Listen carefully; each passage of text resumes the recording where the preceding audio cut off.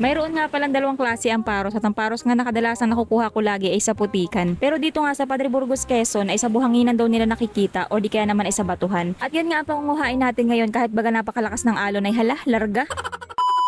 At yun na nga mga katabody, for today's video ay kasama ko nga pala ang mga pinsan ko at gaya nga nasabi ko kanina ay mangunguha nga kami ngayon ng paros. Patatlong araw pa nga lang pala ako dito pero tinatawagan na nga agad ako ni mama at ako'y pinapauwi na. Yan no talaga ay hindi mala makagala lang matagal. May kailangan pa kasi akong asikasuhin sa Makalelon kaya naman talaga ako'y pinapauwi na. Kaya naman kahit nga maalon pa ngayon isasamahan ako ng mga pinsan ko para daw ma-vlog ko na ang pangunguha ng paros. Naks naman napaka-supportive naman ng mga pinsan ko dito.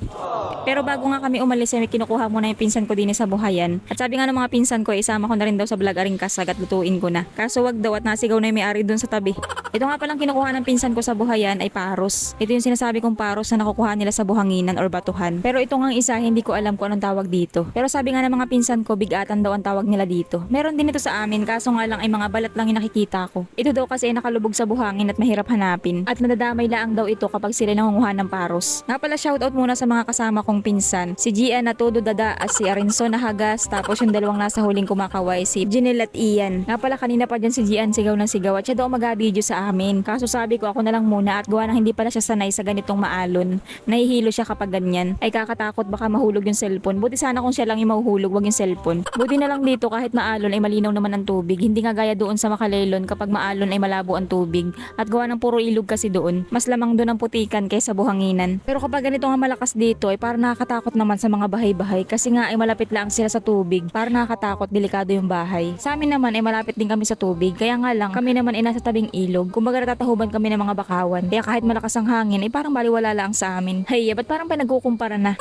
Pero masasabi ko lang talaga basta Quezon Province ay maganda talaga ang mga tanawin. O Quezon, baka naman. Nga pala sa pangunguha ng paros ayan ay sinisisid. Hindi siya makukuha sa hibasanan. At yun nga rin pala ang pinagkakakitaan ng mga tao dito. Binibenta nila yan 160 ang kilo. Pero ito nga mga paros na kinuha nila sa buhayan kanina ay hindi daw nila ito binibenta. Yung malalaki lang daw ang binibenta nila at yung ganito nga maliliit ay binubuhay lang nila. O di kaya naman minsan ay pag may pagbibigyan sila. Nga pala hindi talaga dito yung pinapanguhaan nila ng paros. Kasi nga may lugar dito sa kanila na kung saan doon sila talaga nangunguha ng paros at marami daw doon. Kaso nga lang daw ay may schedule daw yun kasi ibang bayan na ata yun. Kumbaga syempre patakaran ng ibang bayan yun kailangan nilang sumunod. Kaso nga lang ay sala ngayon sa schedule kasi kahapon nga sana yun kaso nga lang ay malakas ang alon. Pero sabi nga nila ay makakakuha rin naman daw sila dito. Kaso nga lang daw ay madalang pero sabi ko nga okay na yan. Ang importante ay mahalaga. Hindi nga pala kumakasama ngayon sa paninisid nila kasi nga ay may red tide ako ngayon. O di ba pang asar sumabay pa talaga. Kaya naman tinuturo ko na nga lang doon sa pinsan ko kung paano gamitin aring aking action cam. Sayang naman at gawa ng gusto ko rin talaga ma-experience ang pangunguha ng paros sa ilalim ng tubig kasi nga nakasanayan ko lagi ay sa putikan. Kaya naman habang abala nga sila sa paninisid kami naman ni Gian dito ay nag-aulilaang. Nagtitingin kami kung ano bang pwede pang maiulam dito. Tapos nakakuha nga siya ng ganitong klase ng suso. Hindi ko nga pala alam kung anong tawag dyan. Pero yan nga ay nai-content ko na rin dati. Marami niyan sa ugatan ng pipisik. Sa inyo guys, ano pong tawag nyo dyan sa ganang klase ng suso? At yun nga tingnan naman natin kung ano bang ang kaganapan nila dito sa ilalim ng tubig. Ayan ganito palang itsura ng paros kapag nakalubog siya sa buhangin. Parang nakakita na rin ako ng ganyan sa Makalelon. Kaso lang hindi ko pinansin at malay ko bagang paros yan. Ganito pala daw dapat kapag kukunin mo siya parang papaypayan mo para makalkal bagay yung buha. Abong, yun ang ingay nitong di na lang kagatin, babatok pa. Si Abong talaga panira talaga lagi sa pagbo-voice over.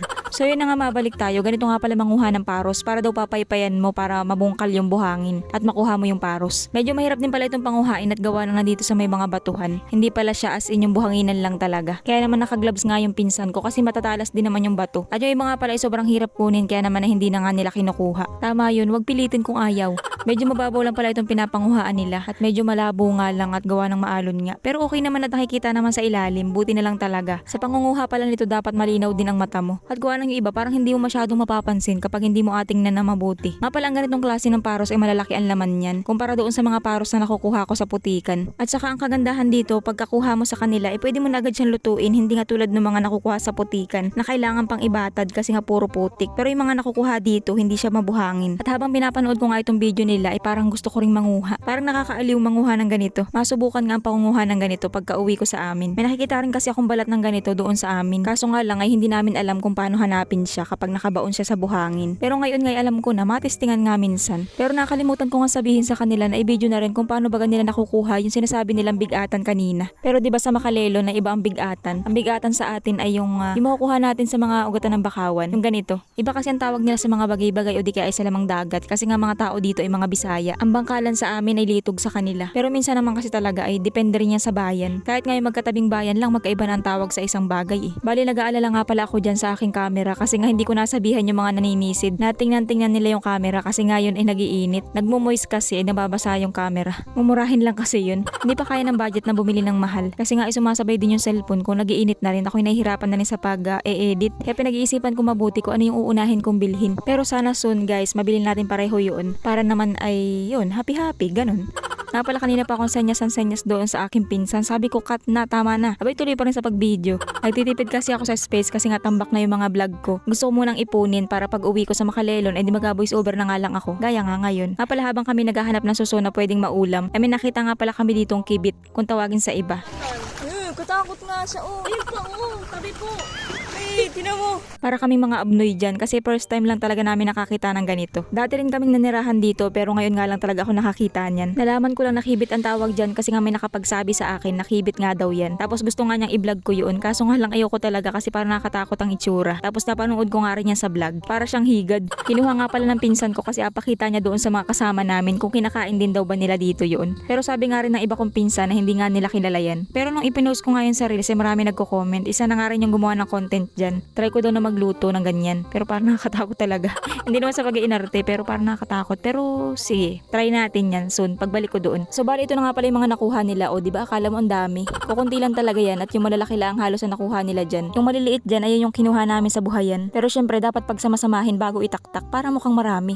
Pero kahit nga kukunti lang yung nakuha nila ay nagpapasalamat pa rin ako sa mga pinsan ko kasi sinamahan nila ako kahit maalon. At saka hanap buhay nila yan. Buti nga at hindi na pinabayaran pa sa akin. Tapos ito nga sinasabi nilang bigatan na hindi naman talaga ito binibenta kaya naman ilulutuin na rin namin. O diba nagdala na talaga sila ng pang-ulam kasi nga hindi sigurado na makakakuha kami ng paros kasi nga ay malakas. May napana nga rin pala silang isang isda at iihawin nga daw nila. Nga pala luto na gagawin ko sana dito ay sasarsahan kaso sabi nga ng pinsan ko masarap daw itong paros kahit na ilaga lang or kahit simpleng luto lang. At kadalasang luto nga na ginagawa nila dito ay niluluyahan lang. Kaya naman ay hala ay aluyahan ko na lang din. Nga pala lang yung ginamit ko dyan baka akalain nyo suka. Pinagprituhan kasi yun ng Shanghai. Nga pala binikod ko ang luto ng bigatan kasi nga magkaiba doon lasa nun sabi ng mga pinsan ko. Nga pala may nakuha rin ganito yung pinsan ko, di nila ang sa mababaw. Hindi ko alam kung anong tawag dito kasi wala naman ako nakikitang ganito sa amin. Habang abala nga ako sa pagluluto, ari namang mga kasama ko ay abala sa pagtutuklap na ring sisidini sa may bato. Nagkikilaw sila. At dahil papansin nga ako, makikisali ako sa kanila. Pero paglapit ko nga din sa sisi ay nadulas nga ako at bigla ako napa-split. Buti na nga lang at ako yung may hawak ng camera ay kung hindi ay di kitang-kita yung aking kamulugan. Kapag andini ka talaga sa tabing dagat ay marami kang pwedeng makain at hindi ka talaga magugutom lalo na kapag PG ka at lahat na ikakainin mo. Pero hindi kapag hindi ka talaga maselan sa pagkain ay hindi ka magugutom kapag nandito ka sa tabing dagat. So bali ganito pala dapat kapag nagkikilaw ng sisi dapat may kaunting kilig. Ayun. So yun na nga mabalik tayo sa niluluto namin at muntik na nga masunog aring inihaw. May natira pa namang kaunti. So yun na nga guys, kain po tayo. Tama lang rin pala na pinaghiwalay namin ng luto aring paros kasi nga itong paros ay manipis lang ang balat at madaling lutuin kumpara doon sa mga bigatan na matagal siyang pakuluan. So bali ito na nga pala yung laman ng paros o diba ang laki ng laman niya at saka malinis talaga yung laman, walang buhangin. At saka may tatanggalin ka daw pala dito kapag kakainin mo. Ayan, tatanggalin mo yan bago mo kainin. So yun na nga masarap nga pala talaga ang lasa niya. Manamis-namis kumpara doon sa paros na nakukuha sa putikan. Kahit nga talaga siguro ilaga lang ito ay masarap ang lasa. At saka malutong siya, hindi siya tulad ng paros na makukuha sa putikan na medyo makunat. At saka ang kagandahan dito pagkakuha mo ay pwede mo na agad siyang lutuin. O diba fresh talaga. So yun lang, bye!